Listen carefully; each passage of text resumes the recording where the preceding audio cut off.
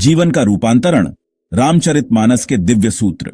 क्या आप अपने जीवन में आध्यात्मिक उन्नति, मन की शांति और सच्चे सुख की तलाश में हैं? तो रुकिए, रामचरितमानस के ये 5 दोहे आपके जीवन की दिशा बदल सकते हैं। वीडियो शुरू होते ही कहता हूं, सब्सक्राइब कर लीजिए, क्योंकि ऐसे दोहे रोज नहीं मिलते जो सीधे आत्मा को छू जाएं। आइए शुरू करते हैं इस ज्ञान यात्रा को, एक ऐसी यात्रा जो आपको स्वयं के और इस अस्तित्व के गहरे सत्यों से परिचित कराएगी। यह केवल शब्दों का संग्रह नहीं, बल्कि चेतना को जगाने का एक माध्यम है। रामचरितमानस यह केवल एक महाकाव्य नहीं, यह जीवन जीने की एक कला है, एक विज्ञान है। इसके प्रत्येक दोहे में इतनी गहराई है, इतनी सच्चाई है कि यदि आप इसे अपने भीतर उतरने दें तो जीवन में एक अद्भुत रूपांतरण संभव है। हम आज ऐसे ही 5 मोतियों को चुनकर लाए हैं जो आपके दृष्टिकोण को, आपकी समझ को एक नई ऊंचाई प्रदान करेंगे।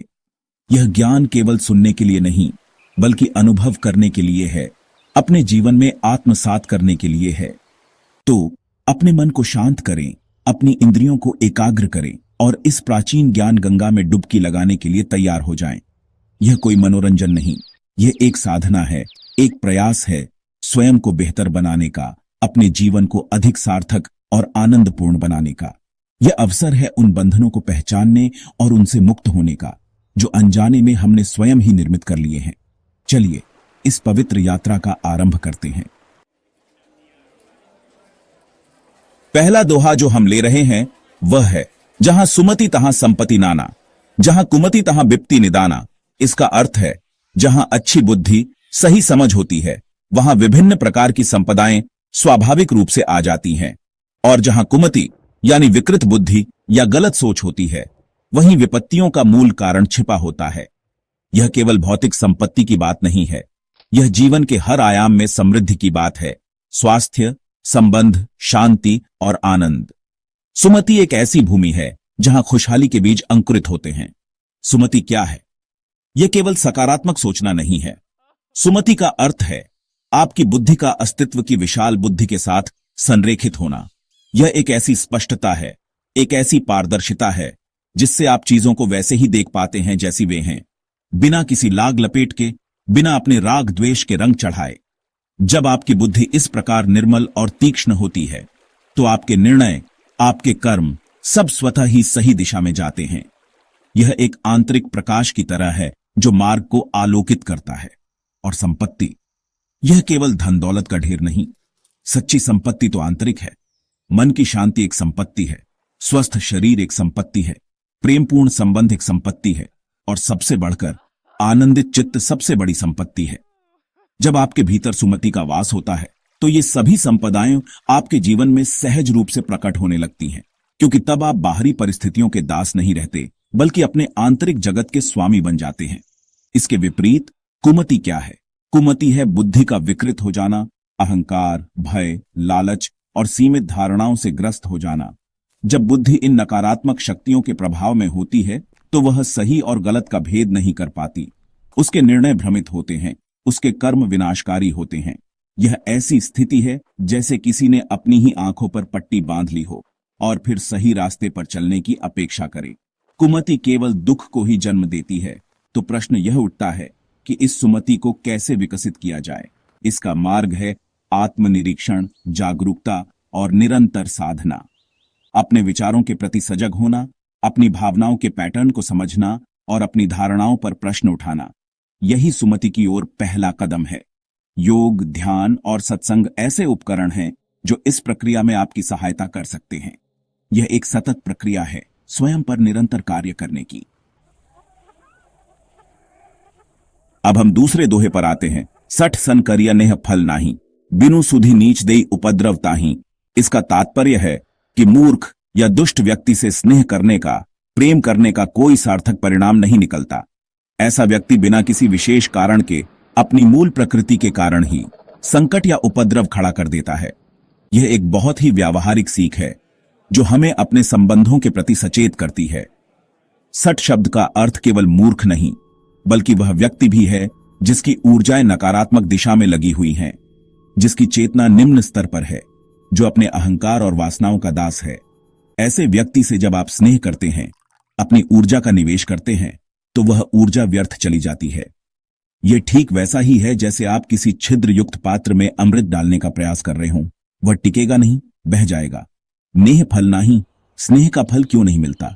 क्योंकि स्नेह एक आदान प्रदान है, एक ऊर्जा का प्रवाह है।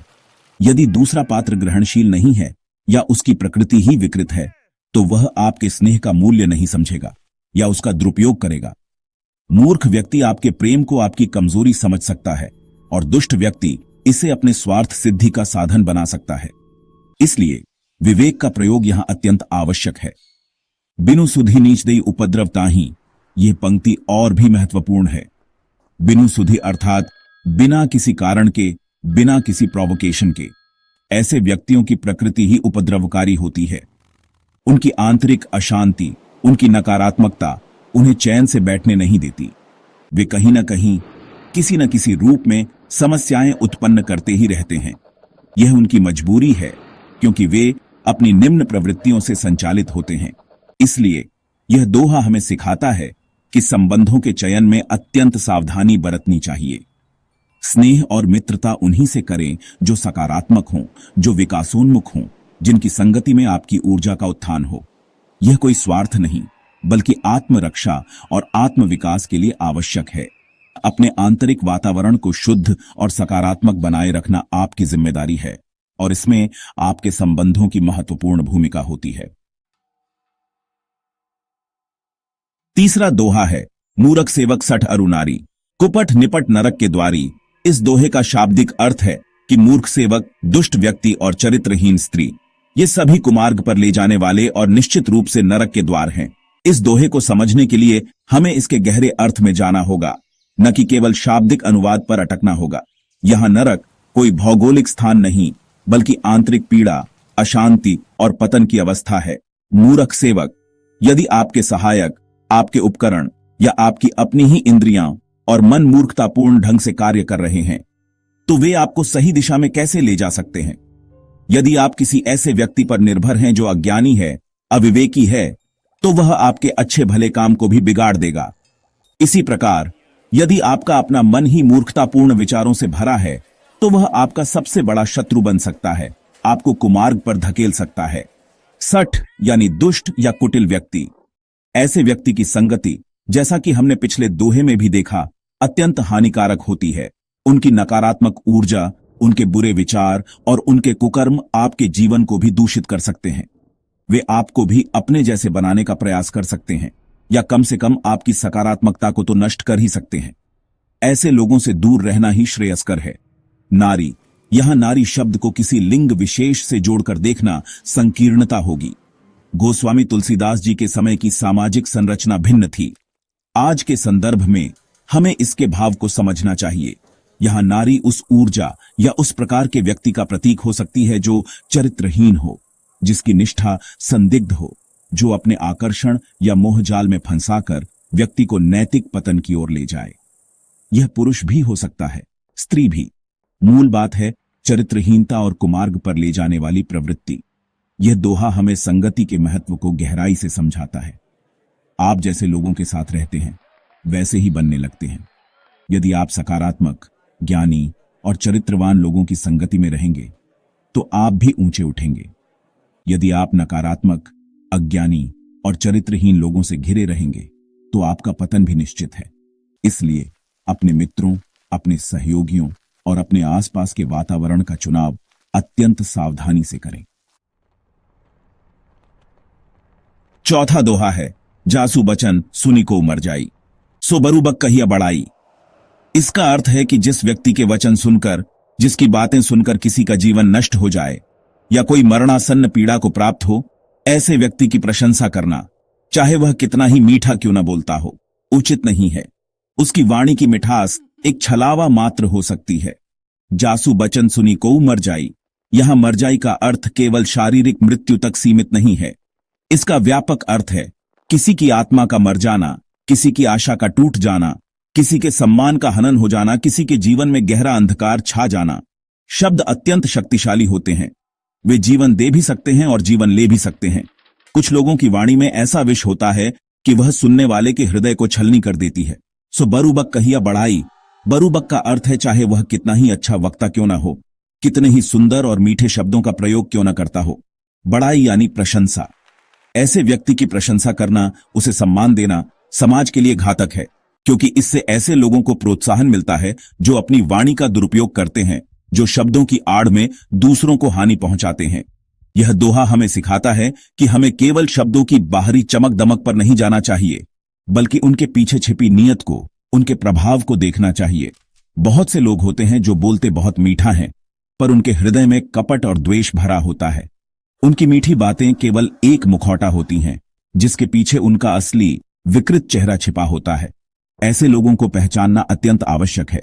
आज के युग में जहां सूचनाओं का विस्फोट है, जहां सोशल मीडिया पर हर कोई अपनी बात कह रहा है, यह दोहा और भी प्रासंगिक हो जाता है। हमें यह विवेक रखना होगा कि हम किसकी बात सुन रहे हैं, किसके विचारों से प्रभावित हो रहे हैं। क्या वे विचार हमें ऊपर उठा रहे हैं या नीचे गिरा रहे हैं? क्या वे हमें सत्य के निकट ले जा रहे हैं या भ्रम में डाल रहे हैं? और पांचवां अंतिम दोहा जो आज हम ले रहे हैं वह है रावण रथी बिरथ रघुबीरा, देखी विभीषण भयु अधीरा। इसका प्रसंग है राम रावण युद्ध का। रावण अपने भव्य रथ पर आरूढ़ है, नाना प्रकार के अस्त्र शस्त्रों से सुसज्जित है, और दूसरी ओर भगवान श्री राम पृथ्वी पर खड़े हैं। उनके पास कोई रथ नहीं है। यह दृश्य देखकर विभीषण, जो श्री राम के भक्त हैं और उनकी शरण में हैं, अधीर हो उठते हैं, चिंतित हो जाते हैं। रावण रथी, रावण का रथ यहां प्रतीक है बाहरी साधनों का, भौतिक शक्ति का, सैन्य बल का, तकनीकी श्रेष्ठता का। रावण के पास सब कुछ था जो युद्ध जीतने के लिए आवश्यक माना जाता है। विशाल सेना, अजय योद्धा, दिव्यास्त्र और सोने की लंका जैसा अभेद्य दुर्ग। वह अहंकार और भौतिक संपदा के रथ पर सवार था। बिरथ रघुबीरा और श्री राम, वे बिरथ हैं, बिना रथ के। उनके पास बाहरी तामझाम नहीं है। उनकी शक्ति का स्रोत कुछ और है। उनकी शक्ति है उनका धर्म, उनका सत्य, उनका आत्मबल, उनका अदम्य साहस और उनका अटूट संकल्प। वे धर्म और मर्यादा के पथ पर पैदल ही चल रहे हैं, पर उनका तेज सूर्य के समान है। देखिए विभीषण भयु अधीरा, विभीषण जो स्वयं ज्ञानी हैं और धर्म के पक्षधर हैं, वे भी इस दृश्य को देखकर क्षण भर के लिए विचलित हो जाते हैं। उन्हें लगता है कि बिना रथ के, बिना साधनों के श्री राम इतने शक्तिशाली रावण का सामना कैसे करेंगे। यह मानवीय स्वभाव है। हम अक्सर बाहरी साधनों और शक्ति प्रदर्शन से प्रभावित हो जाते हैं और आंतरिक बल को भूल जाते हैं। यह दोहा हमें एक बहुत गहरा संदेश देता है। जीवन में सफलता या विजय केवल बाहरी संसाधनों पर निर्भर नहीं करती। सबसे बड़ी शक्ति है आपका संकल्प, आपका आत्मबल, आपकी निष्ठा और आपका चरित्र। यदि आपके पास ये आंतरिक गुण हैं, तो आप कम संसाधनों में भी बड़े से बड़ा कार्य सिद्ध कर सकते हैं। श्री राम ने बिना रथ के भी रावण को पराजित किया, क्योंकि उनके साथ धर्म की शक्ति थी। तो ये थे रामचरितमानस के 5 अमूल्य दोहे, जिन्होंने हमें जीवन के विभिन्न पहलुओं पर एक नई दृष्टि प्रदान की। सुमति से संपत्ति, मूर्ख से स्नेह का निष्फल होना, कुसंगति के खतरे, वाणी के पीछे की नीयत और संकल्प की असीम शक्ति, ये ऐसे सूत्र हैं जिन्हें यदि हम अपने जीवन में उतार लें तो एक अद्भुत सकारात्मक परिवर्तन आ सकता है। यह ज्ञान केवल बौद्धिक विलास के लिए नहीं, बल्कि आचरण में लाने के लिए है। प्रत्येक दोहा अपने आप में एक संपूर्ण शास्त्र है जो हमें आत्मनिरीक्षण और आत्म सुधार के लिए प्रेरित करता है। यह हमें बताता है कि हमारा जीवन हमारे अपने विचारों, अपने कर्मों और अपने संकल्पों का परिणाम है। बाहरी परिस्थितियां महत्वपूर्ण हो सकती हैं, पर अंतिम नियंत्रण हमारे अपने हाथ में है। यदि हम अपनी बुद्धि को सही दिशा दें, अपने संबंधों को विवेकपूर्ण बनाएं, अपनी संगति को शुद्ध रखें, अपनी वाणी में सत्यता लाएं और अपने संकल्प को दृढ़ रखें, तो कोई भी शक्ति हमें सफल और सुखी होने से नहीं रोक सकती।